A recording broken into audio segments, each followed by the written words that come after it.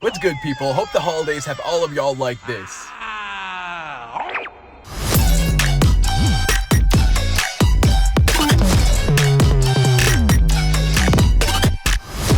I don't got my normal setup today because I had to go spend time with family, so apologies if I sound a bit off, but alright, let's do it. We pick up on the cliffhanger, or more like a waterfall of Vegeta's predicament. The beast seems insatiable and tries to get a bite of Goku too. Vegeta actually ends up unscathed, and it's pretty unclear how, but hey, I guess we technically didn't see him get swallowed. What it would have been raw to see is him burst out of the stomach, but perhaps that's a bit too gory for Daima. Number 2 regains the offense, and in turn Vegeta seamlessly goes Super Saiyan. The sharp and jagged lines really give that Mach speed feel. Although he is handling the transformation in this new body well, he still got caught in the mouth, but that's it. The Kraken doesn't try to swallow him or none. It's like putting food in your mouth, but you don't chew or anything, you just wait for it to digest itself. In a flash, Vegeta makes his way out, and that's enough to deter the monster. Was its sole narrative purpose to get Vegeta to transform? I mean, it's a funny but anticlimactic exit. I will say the 2-on-1 Vegeta's presented with gives him the toughest challenge of the Tamagami. Vegeta and Goku also must be pretty close in power scale if Vegeta's SSJ1 wasn't nearly enough. It makes Vegeta feel pretty special to have this two-parter Tamagami match go to him after we've been Goku maxing for so long. We cut back to Do, who continues to be a crude character and fighter. While he's acting goofy, you might think he's dim-witted, and you'd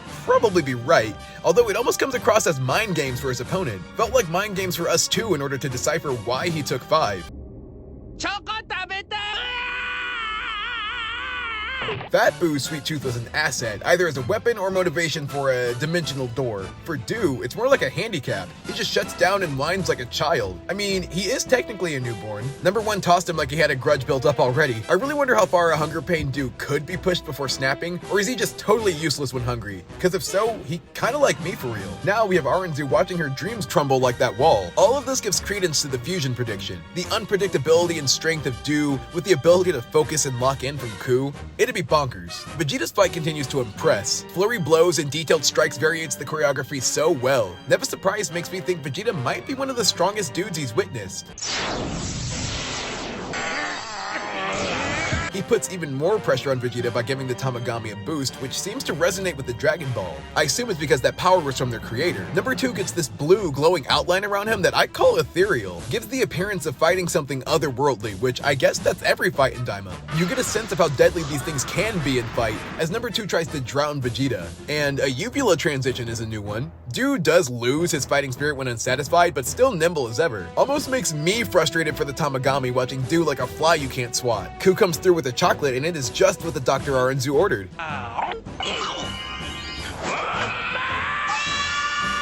Pushing the Tamagami back with the first blast and immediately overwhelming it with the second was brutal. Curious what the timer is for Do to need a sweet fix. Neva's over here powering up number 2 when it's number 1 that needs it. Although it seems to have an ability of its own, though I'm not sure what it does since Do still punked him so quick. The most fun I'm having with Goma and Degasu is seeing their reactions to their ambitions going up in smoke. It feels like Goma can't keep sitting idly by while Goku and Aranzu keep stepping up to him. I don't foresee any more wishes for either of these two, but now that Goma's king, maybe they can rally up some stronger troops. Although from what we've seen of the Gendarmerie, it's kinda hard to picture anyone that can actually keep up with Do, or even Ku, let alone Goku or Vegeta. You'll recall Goku's second challenge was the Shell game. Do's second challenge is with arithmetic, and I thought it could go one of 2 ways. Either they're gonna cheat and win, or lose and take the ball by force. As an attractive person, I've always been bad at math, so this would be my worst Tamagami of the 3. This also seems like quite the specific challenge, all things considered, if not ableist. What if you can fight but you have vision issues? Not to mention you'd have to know Arabic numerals for this. Tamagami 2 towing the line of cheating, which Aranzu even says herself.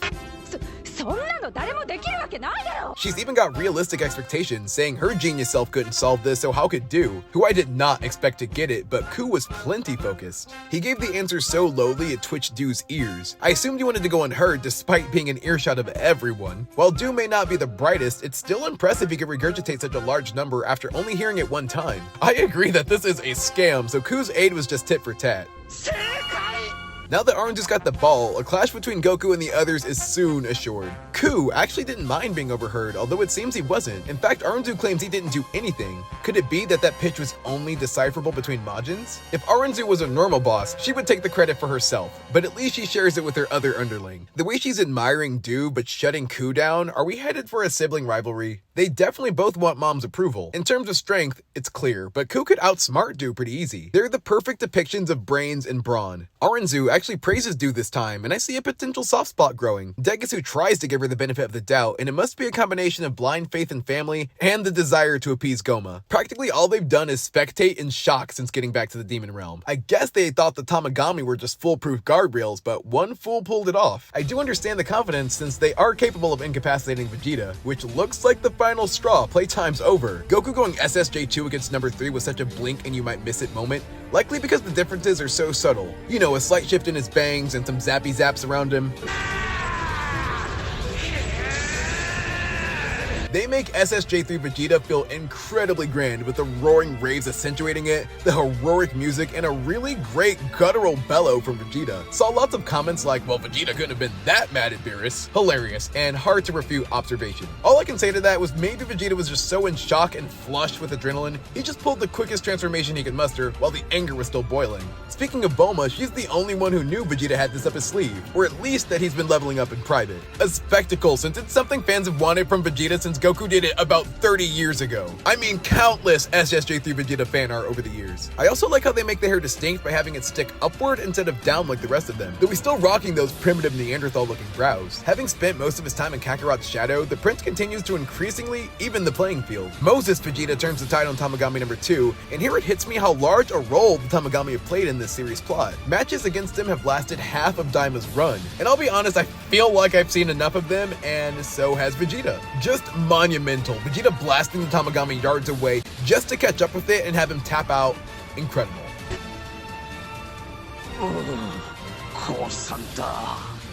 I still think Goku's fight was more impactful, maybe since it was the first major fight of this series, but Vegeta's had a much more special moment. He takes the next gimmick test and it's a timed question. Kinda love how these challenges just get more and more absurd. Goku's was reasonable, Du's was practically impossible for anyone without photographic memory, and this hypothetical question is convoluted too. Still, Vegeta gives an answer that he came to with the magic of logic. Snakes ain't out there snacking on biscuits and gravy, so the answer was 0.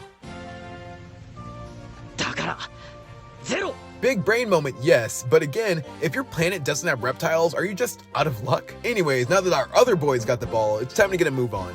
With this, I guess the Tamagami portion's wrapped. Now we can hopefully begin the confrontation between Aranzu and Goku's groups. Kindly, Goku offers Vegeta a bug to eat, but the prince declines. Gotta appreciate how even he acknowledges his character development. Living with the rich and polished has made him a lot more posh. Goku's just gonna have to be a bit more convincing when it's fusion time. These moments of exceeded expectations are really starting to get Glorio pressed. Finally, it's on to the next and main target, Dende. Except this group continues their near running gag of vehicle problems. At first, I thought they just randomly wanted to give Pansy some screen time, but more likely, Glorio had been trying to delay them. While he is under allegiance to Aranzu, he does have a sweet spot for the kids. I'm sure that internal discourse will come to a head when they finally confront each other. If Goma is about to rally the troops, the time would be now. Whether that is the plan or not, it looks like the shocked shorty does have one in store.